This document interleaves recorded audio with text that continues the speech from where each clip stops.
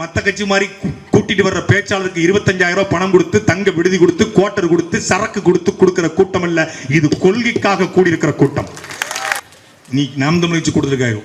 எல்லாரும் மரியாதைக்குரிய காவல்துறை வந்து பாருங்க. ஒவ்வொருத்தருடைய உதட்டிலும் நீங்கள் மது அருந்திருக்கா என்பதை சோதனை செய்வீங்களா வச்சு பாருங்க. தமிழ்நாட்டில் மது அருந்தாத ஒரே கூட்டம் அது எங்கள் கூட்டம், நாம் தமிழர் கூட்டம், சீமான் தம்பிகளின் கூட்டம்.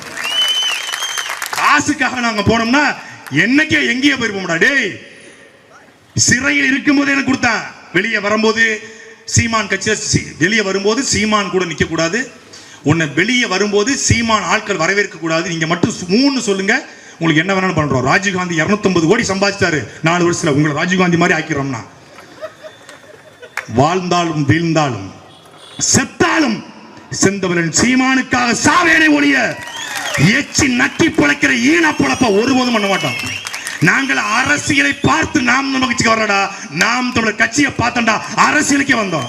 திமுகவை வீழ்த்த வேண்டும் என்கிற வெறி எங்க ரத்தத்துல இருக்கிற வெறி.